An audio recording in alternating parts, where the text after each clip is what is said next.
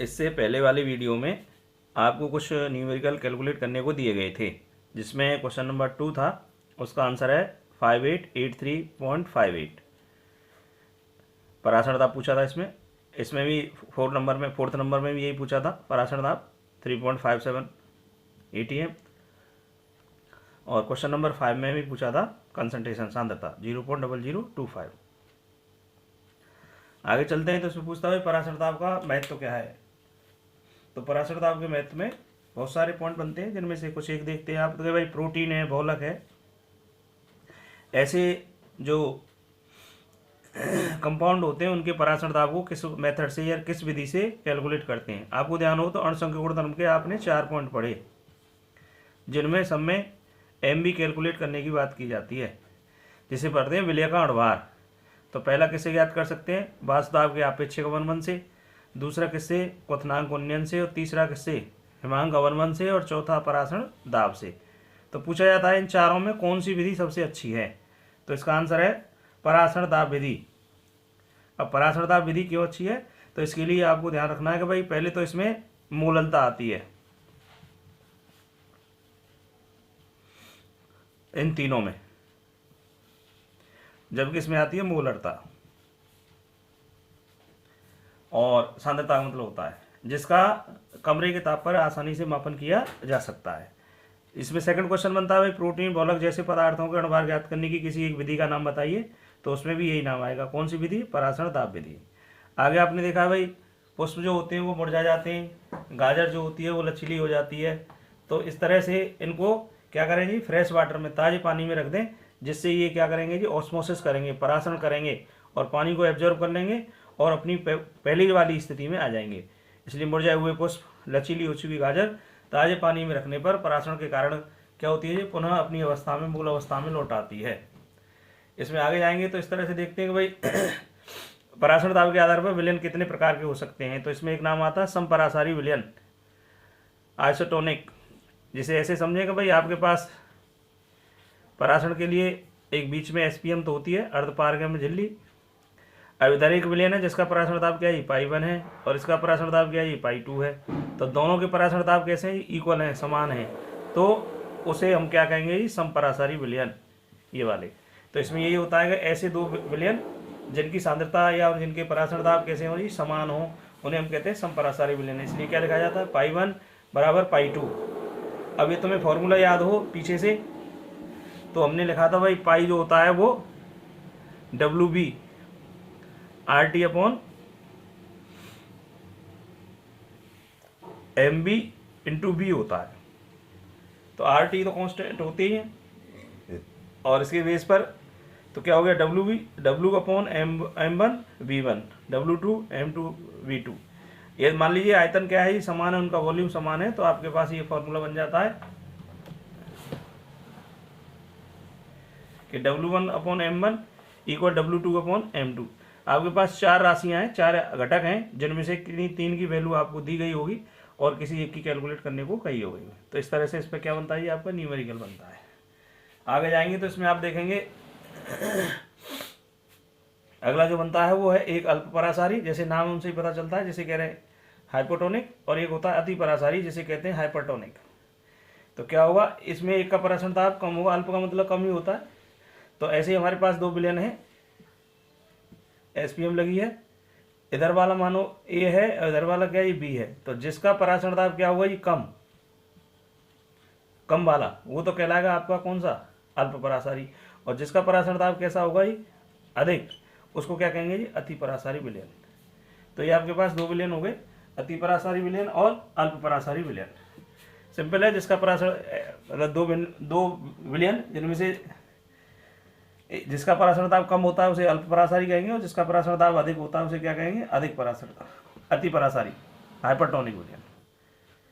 अधिक पराशर दाब होता है और इसका होता है कम पराशर दाब। अब इनके एग्जाम्पल क्या हो सकते हैं, आपसे पूछा भाई एग्जाम्पल बताइए, समपरासारी का बताइए, अति परासारी का बताइए, अल्प परासारी का बताइए। तो आपने देखा है कि हम सभी इंजेक्शन लगाते हैं, तो इंजेक्शन जो होता है वो हमारे ब्लड में या शरीर में इंजेक्ट कर जाता है, प्रवेश कर जाता है। उसका रीज़न क्या है, तो उसमें जो होता है वो NaCl का संतृप्त विलयन होता है, जिसकी परासरण दाब जो होती है वो होता है 0.9 W/V। और हमारे जो RBC होती हैं उनके अंदर भी जो लिक्विड होता है उसका भी परासरण दाब इतना ही होता है 0.9, यानी दोनों का परासरण दाब कैसा ही बराबर है, इसलिए इनके क्या है π1 इक्वल क्या है π2 है। यानी हमारे शरीर में इंजेक्ट हो जाता है या उसका विलयन अंदर चला जाता है, क्योंकि जो नमक का इंजेक्शन के अंदर जो सॉल्यूशन है उसका परासरण दाब और हमारी रुधिर कोशिकाओं में स्थित द्रव का क्या ये परासरण दाब कैसे होते हैं, समान होते हैं। इसलिए ये दोनों एक दूसरे के कैसे होते हैं, समपरासारी होते हैं। इसलिए कहा जाता है कि इनका परासरण दाब कैसा होता है, समान होता है, और ये विलयन क्या कहलाते हैं, समपरासारी विलयन। दूसरा एग्जाम्पल आप देखना चाहेंगे भाई अल्प परासारी क्या होगा और अति परासारी क्या होगा। तो इसे इस तरह से समझेंगे, हमारे पास एक पात्र है जिसमें हमने एक सॉल्यूशन भरा है 0.9% W/V NaCl विलयन से क्या है, कम सांद्रता का है, कम सांद्रता का है इसमें जो विलयन भरा है यहाँ पर। और इसमें हमने क्या रख दी, RBC, या हमने क्या रख दिया, अंडा, छिलका रहित अंडा। तो अब इसमें क्या प्रोसेस हो सकती है, तो आपको ध्यान रखना है कि भाई परासरण हमेशा जो होता है वो निम्न सांद्रता से कहाँ होता है, उच्च सांद्रता की ओर होता है। अब किसकी सांद्रता कम है, 0.9 W/V NaCl विलयन की सांद्रता क्या है, ये कम है, से कम है। इसका मतलब इस विलयन की सांद्रता क्या है, कम है। और RBC है या अंडे के अंदर जो द्रव है उसकी सांद्रता कैसी है, ज़्यादा है। तो ये विलयन जो हो गया कम सांद्रता का हो गया, वो कौन सा विलयन हो गया, अल्प परासारी, ये वाला 0.9 से सांद्रता है। लेकिन प्रोसेस होती है हमेशा निम्न सांद्रता से कहाँ, उच्च सांद्रता की ओर। तो क्या होगा, जल जो है RBC अंडे में प्रवेश कर जाएगा और वो क्या होंगे जी, फूल जाएंगे या फट जाएंगे। लेकिन आपसे पूछा है इसमें अल्प परासारी विलयन कौन है, तो 0.9 W/V NaCl विलयन से कम सांद्रता का विलयन जो है वो अल्प परासारी है। दूसरी तरफ से देखते हैं कि यही हमने सॉल्यूशन लिया कि 0.9 W/V NaCl विलयन से अधिक सांद्रता का विलयन है, लेकिन इसमें जो RBC रखी या अंडा रखा, तो अभी इसकी सांद्रता कैसी होगी, अधिक। तो ये कौन सा विलयन हो गया, अति परासारी। और परासरण हमेशा कहाँ होता है, निम्न सांद्रता से उच्च सांद्रता की ओर। इसलिए RBC या अंडे के अंदर स्थित जल कहाँ होगा जी, निकल आएगा और वो सिकुड़ जाएंगे। तो अंडा कब, छिलका रहित अंडा NaCl के विलयन में रखने पर कब नहीं सिकुड़ेगा, कब सिकुड़ेगा और कब फूलेगा, ये बात आपको ध्यान रखनी है। मान लीजिए आप 0.9 W/V NaCl के विलयन में छिलका रहित अंडा रखते हैं, तो अंडे के अंदर जो सांद्रता है वही सांद्रता NaCl विलयन की है, तो इसमें क्या होगा, न तो वो फूलेगा न सिकुड़ेगा। लेकिन आपकी जो सॉल्यूशन है उसकी सांद्रता 0.9 W/V NaCl विलयन से क्या है, अधिक है।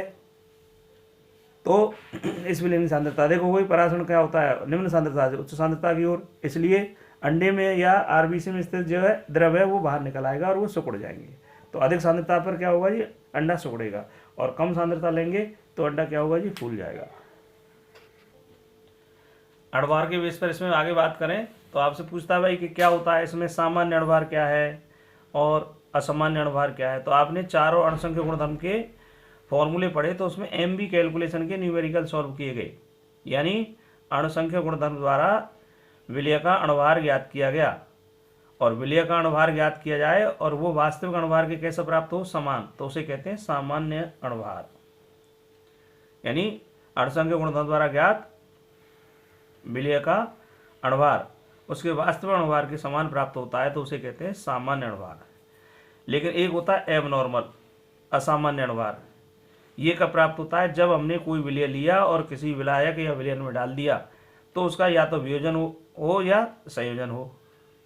तो क्या होता है, ऐसी कंडीशन में कणों की संख्या कम या ज़्यादा हो जाती है।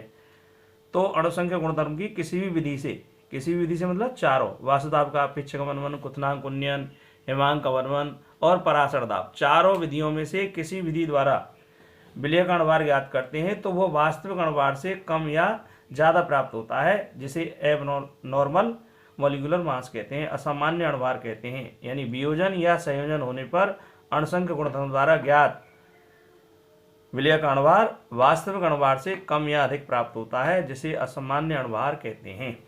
अब इसे देखें भाई, ये कितने गुने प्राप्त होगा। तो इसमें आपको दो तरीके दिखाए गए कि एक होता है वियोजन और एक होता है संयोजन। तो वियोजन को देखें, जैसे NaCl है, 100% वियोजन हो रहा है मान लें, तो NaCl जब वियोजित होगा तो क्या देगा, ये 2 मोल आयन देगा, 2 आयन देगा। CaCl2 तो 2, 1 कैल्शियम और 2 क्लोराइड, 3 आयन देगा। और AlCl3 1 Al और 3 क्लोराइड आयन, यानी 4 देगा। तो असामान्य अणुभार जो होगा इनका वो वास्तविक अणुभार का व्युत्क्रमानुपाती होता है। तो क्या प्राप्त होगा 1/2 NaCl के लिए, क्योंकि उसमें 2 आयन बने थे, और CaCl2 के 1/3 और AlCl3 में 4 आयन बने थे, तो इसके 1/4 भाग प्राप्त हो गए, यानी कम प्राप्त होता है। तो आपको इतना ध्यान रखना है, जब किसी विलय का विलायक या विलयन में वियोजन होता है तो उसका अणुभार वास्तविक अणुभार से कम प्राप्त होता है, ये मतलब है इसका। दूसरा देखें संयोजन। तो संयोजन को देखेंगे तो संयोजन में क्या है, जैसे एसिडिक अम्ल है, बेंजीन में डाल दिया तो इसके 2 अणु मिलकर क्या बनाते हैं, एक अणु, जिसे पढ़ते हैं द्विलक या डाइमर, द्वितीयाणु। और इसमें अणुभार जो हो जाता है वो कैसा हो जाता है, वास्तविक अणुभार का कैसा होता है, दोगुना। जैसे इसका 60 है तो दोगुना कितना हो गया, 120 हो गया।